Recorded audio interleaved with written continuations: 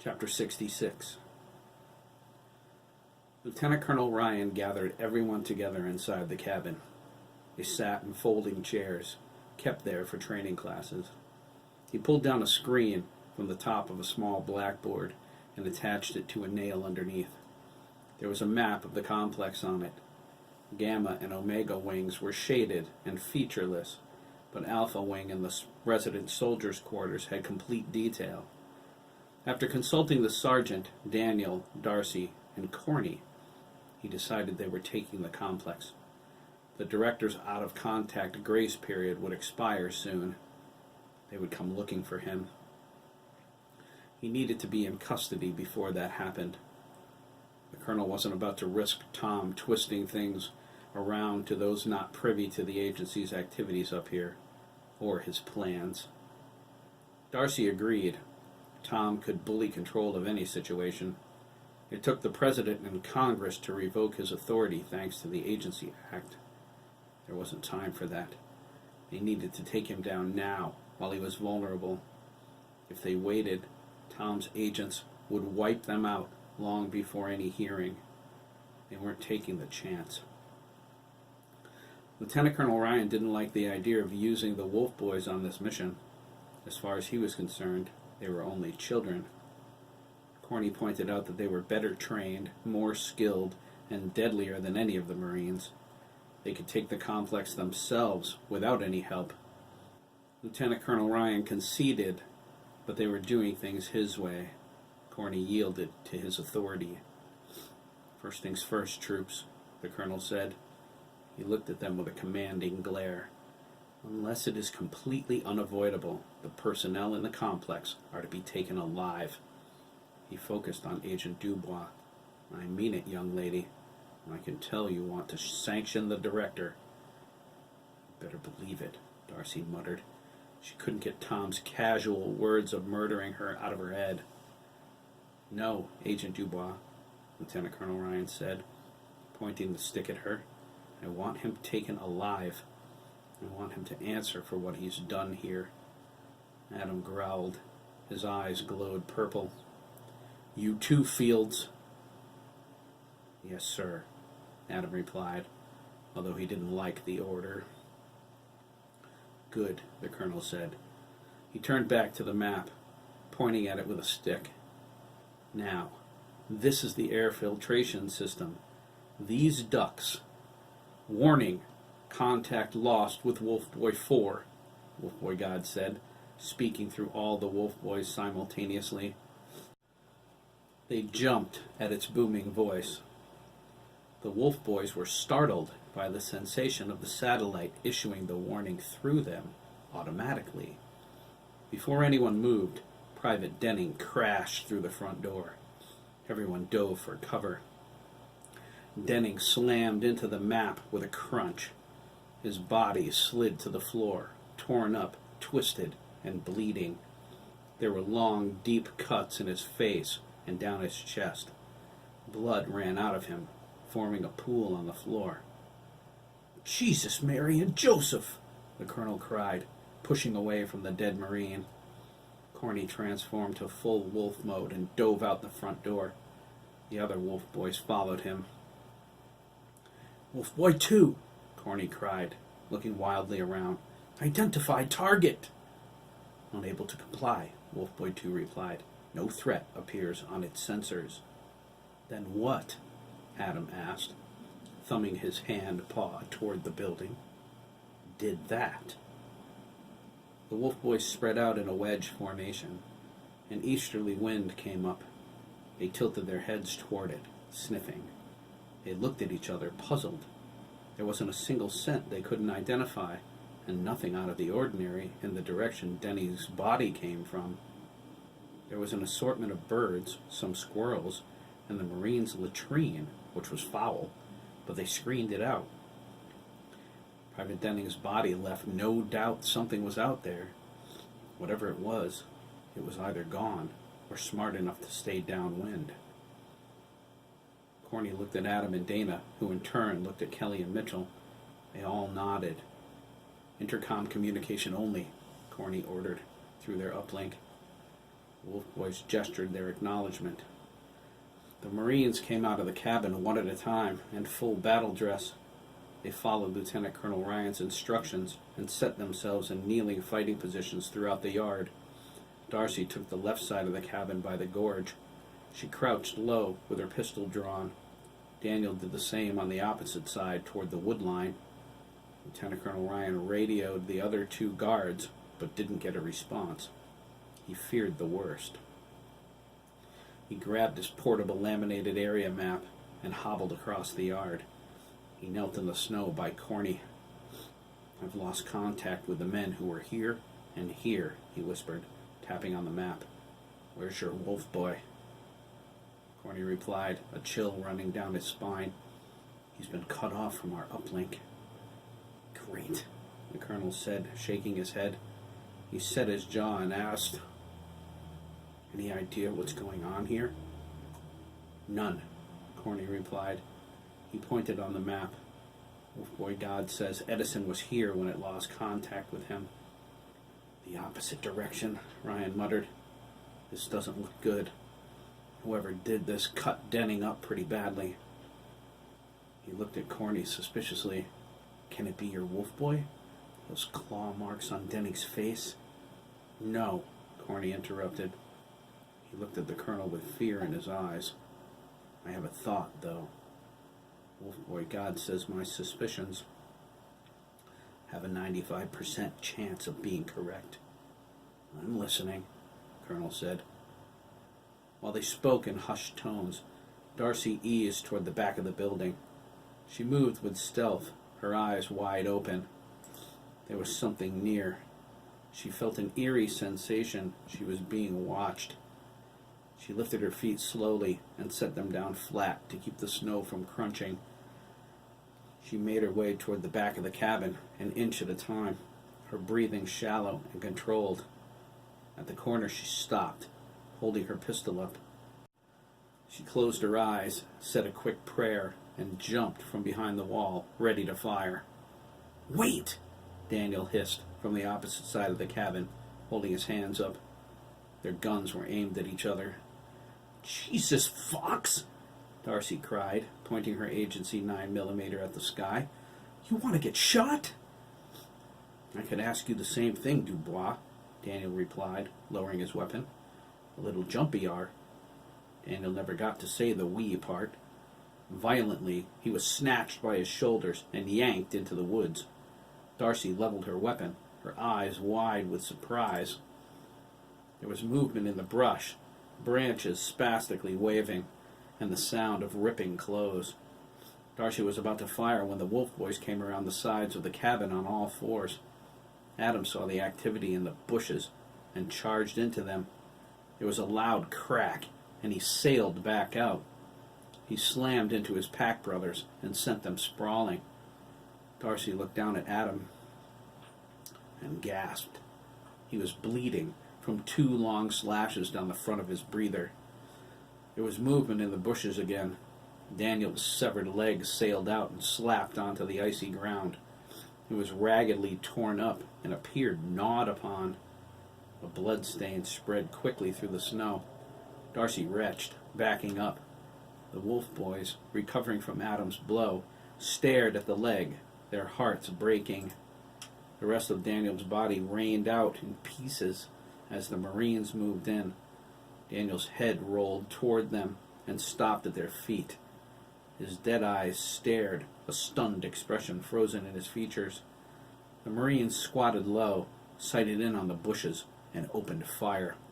Whatever was behind the leaves screeched in pain as the bullets tore the woodline apart.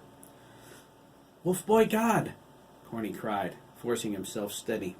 The effort was Herculean, standing over the dismembered body of the only father figure he ever knew. "Wolfboy 2 doesn't see anything. Identify target." Unable to comply, Wolfboy God responded. "No target appears on its sensors." "Cease fire!" Lieutenant Colonel Ryan cried, holding his hand up.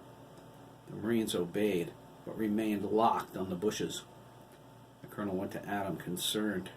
"Are you all right, son?" Adam nodded, pointing to his wounds. His nanites were busy knitting his flesh and breather unit back together. Handy little boogers, Adam winced. What was it? Corny asked, sniffing. He curled up his nose at the stench. It was the rancid stink of body odor. Adam replied, I don't know. It was moving so fast, it was a blur. I didn't have time to compensate. Well, it smells awful, Mitchell remarked, scrunching up his nose.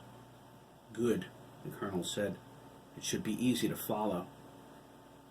Dana knelt next to Daniel's head, a tear running down his light brown fur.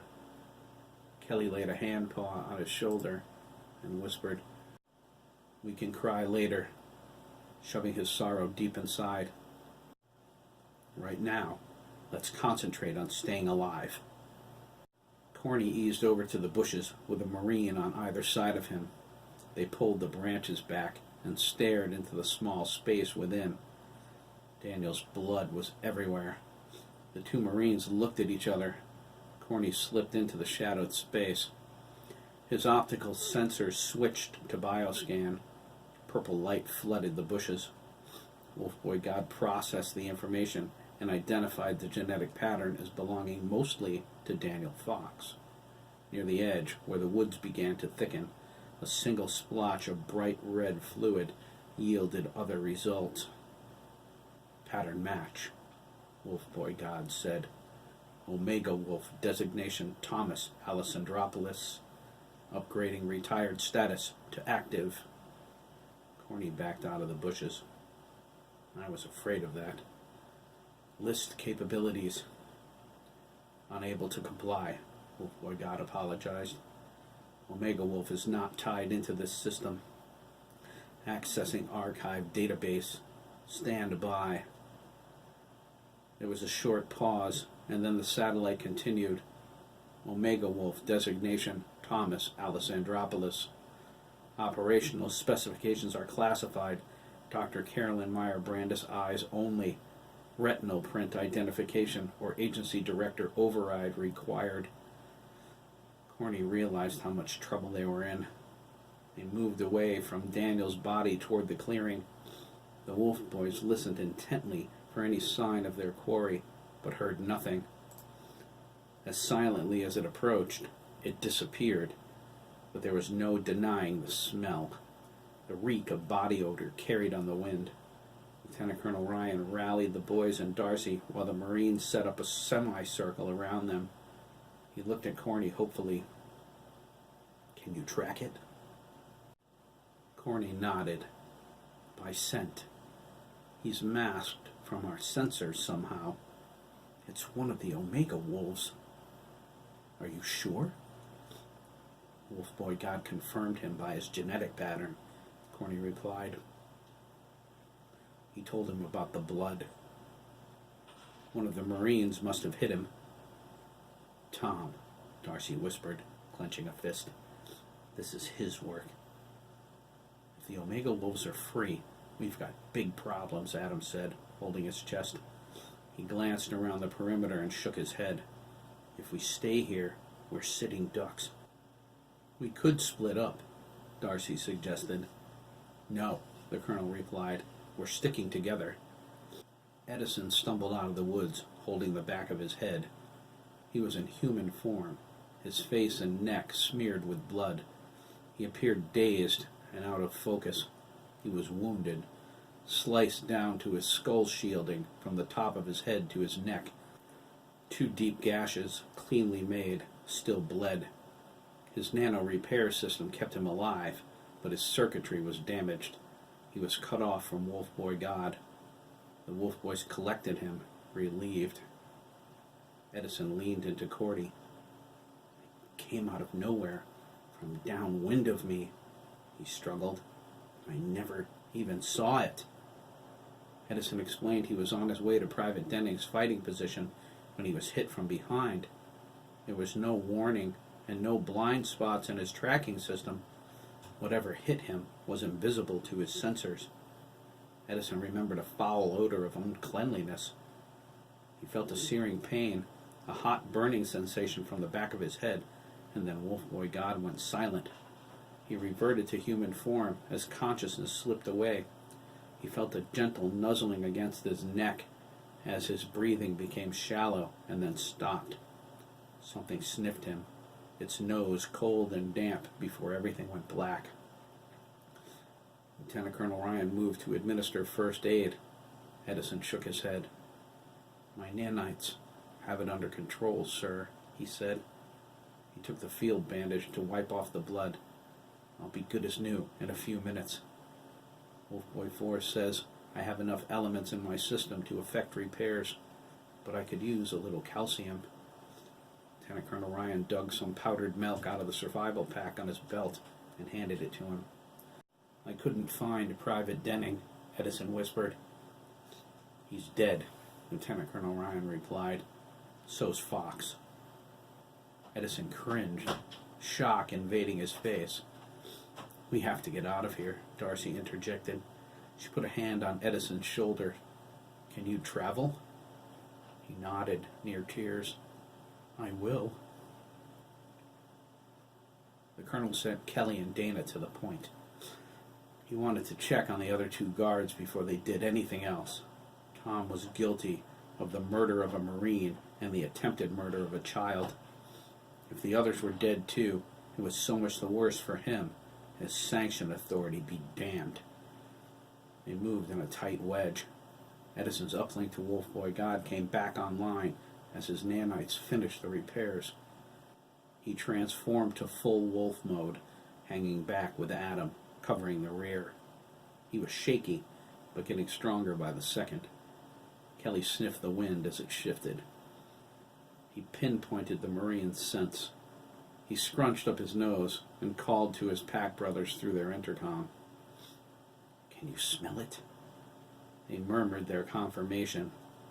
Dana lowered his head and said, "It smells awful."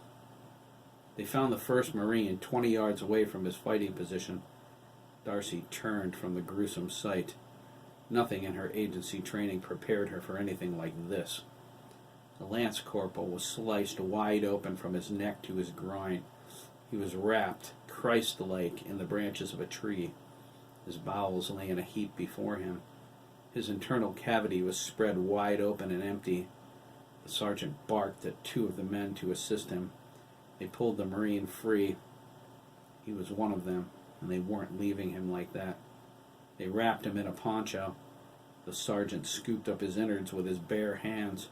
The Marines looked at him in disgust and awe. The sergeant glared back, but said nothing. He cleaned off his hands in the snow.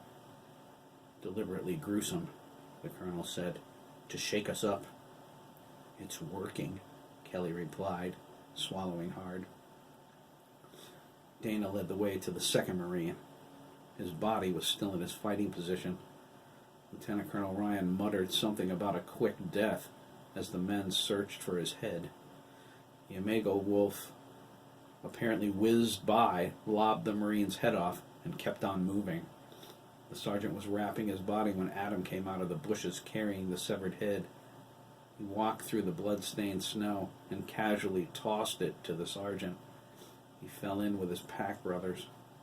"Cold little bitch," the sergeant mumbled. Adam growled at him.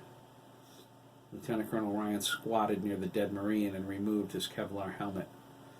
He brushed it off, appearing to pray. When he stood, he turned toward the men. He ordered them to spread back out into their combat wedge. He replaced his helmet and drew his sidearm. He took a position in the middle of the formation with Darcy. He sent Corney and Kelly to the point, Mitchell to the left, Dana to the right, and Adam and Edison to the rear. Once everyone was in place, he glanced back at the Marine's body. "This ends now." He signaled them to head toward the complex.